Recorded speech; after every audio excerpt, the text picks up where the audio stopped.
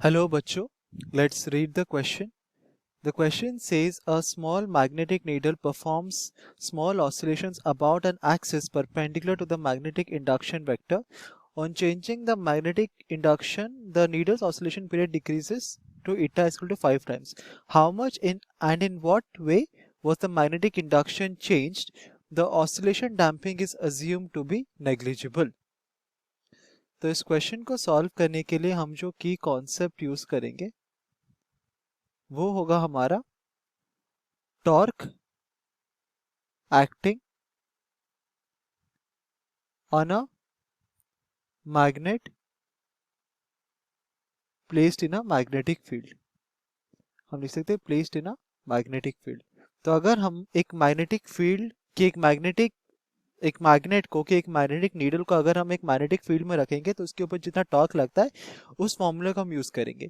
तो according to the question, अगर हमारे पास एक रीजन ऑफ स्पेस है जहां पर हमारा मैग्नेटिक फील्ड एग्जिस्ट करता है कुछ इस तरह से, तो अगर ये लाइंस हमारे मैग्नेटिक फील्ड को दर्शाते हैं और अगर यहाँ पर हमने एक मैग्नेटिक नीडल रखा है कुछ इस तरह से, ठीक है,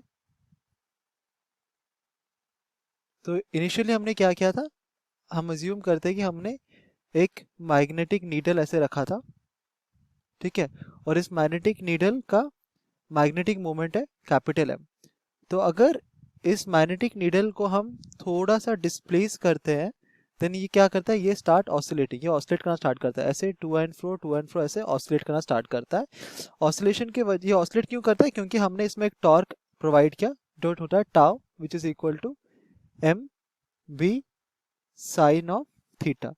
तो अगर हमारा जो टॉर्क अप्लाइड की वजह से जो डिस्प्लेसमेंट है, थीटा डिस्प्लेसमेंट है, अगर ये वेरी स्मॉल होता है देन हम लिख सकते हैं tau is equal to simply M B theta, और this will be equal to how much, this would simply be equal to I theta double dash. तो थीटा डबल डैश क्या होता है, ये होता है ओमेगा स्क्वायर। तो हम लिख सकते हैं कि हमारा I omega square is equal to M B और omega square is equal to M B by I, और omega is equal to root over of M B by I. यह हो गया हमारा relation between angular speed, magnetic field, magnetic moment and हमारा moment of inertia.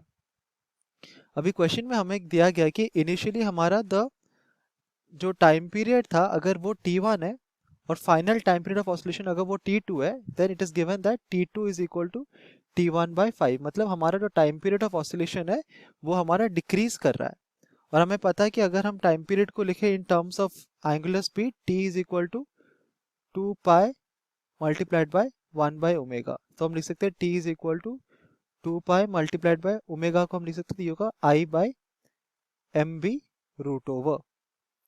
तो हम assume करते हैं कि इनिशियली जब हमारा time period of oscillation t1 था तब मैग्नेटिक फील्ड का स्ट्रेंथ था b1, और जब टाइम पीरियड t2 जाता है तब मैग्नेटिक फील्ड का स्ट्रेंथ हम अज्यूम करते हैं यह है b2। तो हमें b2 का वैल्यू निकालना है।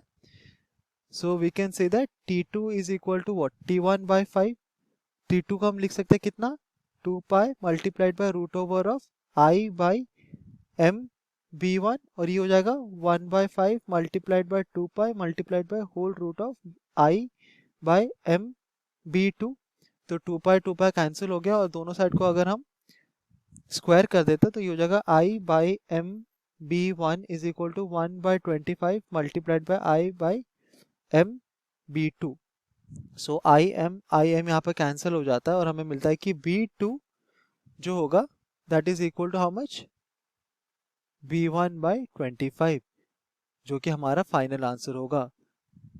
तो अगर हमारा टाइम पीरियड ऑफ ऑसिलेशन हम देखते हैं कि it decreases by a factor, तो हम लिख सकते हैं if it decreases by a factor of 5, तो हमारा जो स्ट्रेंथ ऑफ मैग्नेटिक फील्ड है हम देखते हैं कि वो कितना डिक्रीज कर रहा है, इट इज डिक्रीजिंग बाय अ, तो हमारा जो स्ट्रेंथ ऑफ मैग्नेटिक फील्ड है वो डिक्रीज कर रहा है बाय अ फैक्टर ऑफ 25।